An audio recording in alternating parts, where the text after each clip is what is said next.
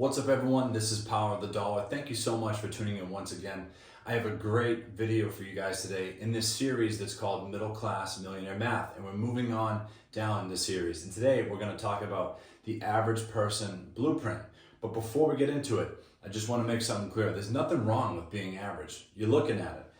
If you can sell 100 million records a year as a platinum artist, you're going to make $100 million a year or whatever it is. That's not average, that's exceptional. And very few people can reach that level of exceptionality where they can bypass all this, okay? But most people can't. I can't sing very well. I don't feel bad about it. You definitely wouldn't want to pay to come see me sing. So I just want to make that clear. Being average, there's nothing wrong with that. But what we are going to do here is go over some above average stuff, use these math formulas to maximize your life and time. So once again, the theme of this whole series here in this channel is so you can make as much money as possible, as fast as possible, so you can reach financial freedom and do the things that you love to do with those who you love. And that you have one life to live, and that's what you got to do. So I want to explain this real quick. I'm going to tell a story here, a ballpark blueprint of what someone's life may be like, all right? The chart here, the age of the person, how much they're making, their debt, asset class number one, that's typically your savings, 401k, equity in a house, things that most people have. Asset class number two, investing on your own, having rental properties, things that are a little more unique, right? But a good amount of people have those too. And then your overall net worth, all right? And these are some things that I looked up as well. The average stock market return is about 7 to 9%, so I put that up there. And your average pay raise is only about 2% a year. Now, recently with inflation, that's changed a little bit, but year over year, it averages out about 2%. And depending on where you live, your home may appreciate faster or slower than this, but you can expect about a 4% average home appreciation, right? Now those do not fit into this. This is just a story here, but I just want you to know that. And to motivate you and listen to this and really grasp onto this and take this seriously, you see that average 2% pay raise. I just looked up an article where most companies budget about 3.9 to 4% to give for raises. And if people don't ask for higher raises, they're not going to give that. They're going to take that 2%, give it to you, and whatever's left over, they're going to rebuy stocks, they're going to give themselves bonuses, they're going to do whatever they want with that money, all right? So just know that. Be motivated by that. You have to go out there and get this for yourself, and that's why you're here watching this video, all right? So let's get into it. These are different chapters in life. Chapter 1, you go to college. Chapter 2, you graduate, get your first job, maybe get an apartment rental in the city, right? Chapter 3, you get married. Maybe not get married, but you find someone to settle down with and, be with for your life, right? And then you hit about midlife, around 45 years old, hopefully, right? And then you retire around 65. Now, we all want to retire sooner than that, but we'll talk about that towards the end. Now, Chapter 1, you're 18 years old, you just graduated high school, and you go to college, right? Now, before I start, if you're 60 years old watching this, there's still a lot to learn from this. And maybe at the end of it, you can send this video to someone who needs to hear this, all right? So this isn't just for 18-year-olds graduating high school. This is for everybody, all right? You graduate high school, 18 years old. You go to college. You're making pizzas and delivering pizzas. You make $2,500 a year. As of now, you have zero debt because you haven't graduated yet. And you have about $1,000 in your savings. So your net worth is $1,000, okay? Moving on, you graduate, you get your first job out of college. I looked this up. It's about $60,000 is the average salary out of college nowadays for finance and business degrees, all right? And you have 90 grand in student debt, and you decide to move to the cities with your buddies, right? Or your girlfriends, whoever it is, right? You move into the city, you're young, you want to have some fun, you want to maybe move to a different city for a little while. Nonetheless, you're paying rent, okay? $2,000 a month is actually pretty fair nowadays, but that's the even number I put there, okay? Something to think about. You have 15 grand in your savings, your 401k, that's what this 4 stands for, right? Is 10,000, zero in home equity. Your net worth is negative. At 23 years old, you owe more than you have in assets. Your net worth is negative $65,000, all right? Let's move on. 30 years old, you find someone to be with and spend the rest of your life with, right? It's a good thing. And you're 30 years old and you've switched jobs, maybe you've been promoted, you got a whole bunch of raises, whatever it may be. Maybe you get bonuses, however it's structured. You're making $100,000 a year, right? Now you have paid down your student loans from $90,000 to $60,000. That's good. You're no longer paying rent. Why? Because you bought a house, but you owe $450,000 on it, okay? And you're no longer in the city, so you need a vehicle. So you have an auto loan of $25,000. But let's take a look over here. Your savings is about the same, right? Because you had saved up a lot of money, but now you put it towards this house, okay? So your savings is about the same. You're recouping that. You know, your 401k through work has gone up a good amount. You got about $45,000 in there, right? And you just bought this house a couple months ago, so market's appreciated a little bit, and you have about $20,000 in equity, okay? On the side now, for a asset class number 2, something that most people don't have, you started doing a little investing on your own. You started buying Coca-Cola. What does Warren Buffett buy? What do all these guys buy? You buy Tesla, whatever it is. You got a little side account here worth $5,000, all right? But if you take your student loans, auto loan, and all these assets here, it's going to equal about 0. Okay, your net worth is technically 0 because if you sold your house, you pay off this mortgage, and you have a little, wiggle room right here in the equity. You'd break even on everything. All right. Moving on to the next chapter. It's a big chapter, about 15 years. All right. Moving on to 45 years old. You're making about $130,000 a year. You have 0 student loans. You have 0 auto loan. And your mortgage is $300,000, all right? You're paying things down, that's great. I'll come to this bottom part here in a second.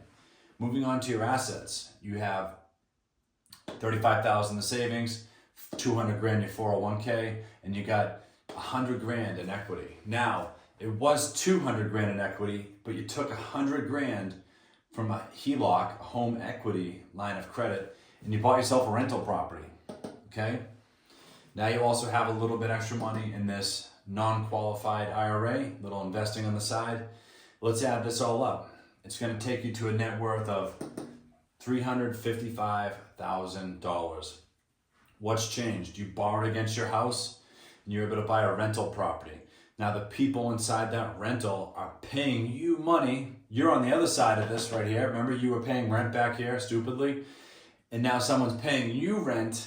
You bought yourself a city rental, you're renting it out to someone who you just were 20 years ago, right?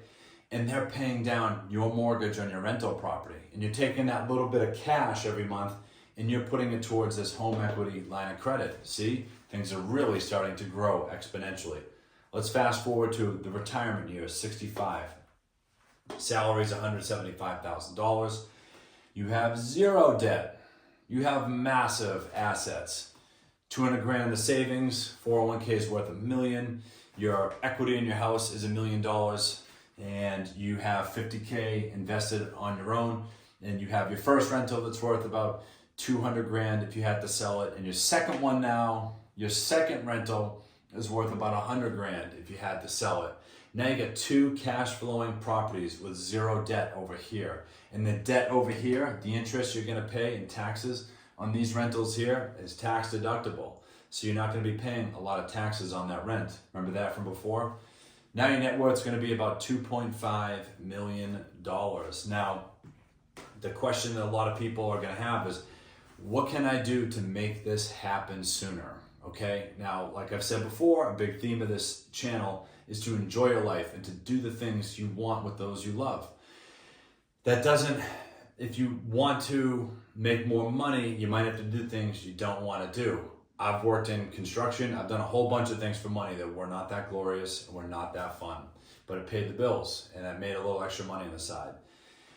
Back here, if you increase your income early on and you decrease your debt, you're gonna really accelerate how fast you can retire, right? And there's 2 things I'm gonna go over right now. Number 1, your initial job. You graduate college and you go to 5 job interviews, right? Where in this scenario first, you were at 1 or 2 job interviews and you kind of just took the 60 grand. If you decide to say, you know what, nah, I'm good guys, I appreciate you interviewing me, I got other options out there, I can't take 60 grand, I'm sorry, I just can't do it. And then maybe it's a bluff, maybe it's true. You go and you interview at other places and then they come back and say, we'll offer you 10% more. You go, okay, all I had to do was say no, I'll take it. Now you're making 66 grand a year. What does that do? 2 things. You can pay down your debt sooner. The sooner you pay down debt, the quicker you're gonna have more free cash on a month-to-month basis, right? You could do that. You can also invest more of it here in the 401k and let that 7% stock market return compound more and more and more. So when you have more money coming in, remember the buckets? When your first bucket, your job is really big and it's bigger than what it may have been, the drips that drip over are gonna hit these other buckets and multiply them sooner and faster and more times so that those start to drip over into other buckets over here. So this is like a cascade waterfall down, all right? But it all starts with this first bucket here. Now, debt is essentially a hole in the bucket. So putting money towards debt is like patching up a hole in the bucket. So you can take this extra money and put it towards investments, other buckets, or you can put it towards holes in your current bucket, or you can split it about 50-50, or you can go on vacation, whatever you want to do. Don't take it from me. I do this, you can do whatever you want to do. You can go on vacation later, in my opinion, but we'll talk about that another time. So your bucket now has just got 10% bigger. So your debt might be paid off. You might not have to wait till 45 to have this debt paid off. It might be 35, okay? And here, when you're 45, your 401k might not be 200 grand. If you're 10% higher out of the start, and that's what you're worth, which I think you are worth, and you should feel the same way too, with that extra 10% rather, not 10 grand, year over year, it's compounding, right? And maybe you want 12, maybe you want 14, maybe you want 20, maybe you want to double up and get promoted, all right? You're gonna be able to put more and more money into investment buckets and patching up the holes in your buckets. And say that this 401k here might be 300 grand. And by the time you hit 65, you might have 2 million in your 401k, right? And it all starts with this first big bucket here, all right? Now the second thing I'm gonna offer you before I close this out, it's getting into a high demand field. Now you might not like those jobs, but they're typically you might not even be qualified for the job, so you don't see me applying for NASA. I can't fly a spaceship. I'd like to, but you don't see me applying for that job.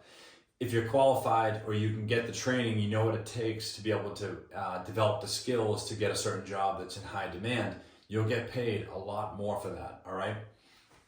What do I mean by that? Instead of going to college here, if you went to electrical school, very, very high demand career, paying a lot of money because no one wants to do it, your income right out of the gate is going to be a lot higher because you're going to be working as an apprentice, probably $25 an hour as you accrue your hours, right? Your debt, instead of having 90 grand student loans, it's like less than 10 grand to go to electrical school. So right out of the rip, you're gonna be making way more money and you're gonna have way less debt.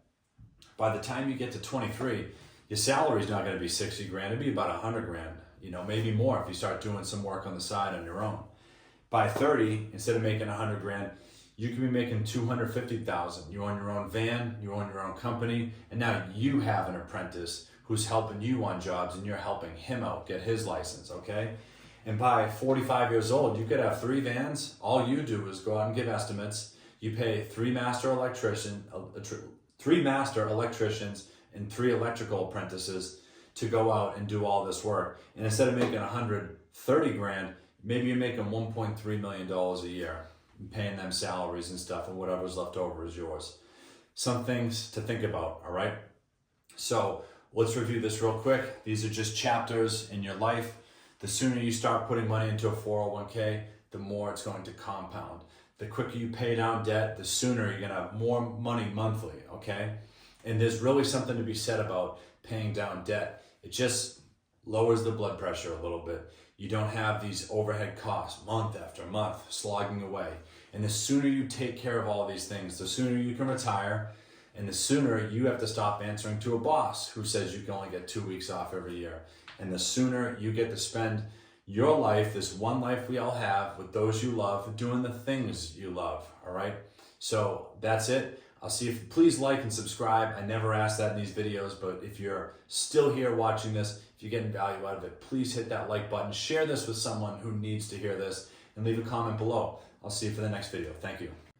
A lot of time goes into making these videos, but I created this channel to discuss all things economics and finance to help people just like you. So if you found this video helpful, please give it a like and subscribe to the channel for all my upcoming videos just like this.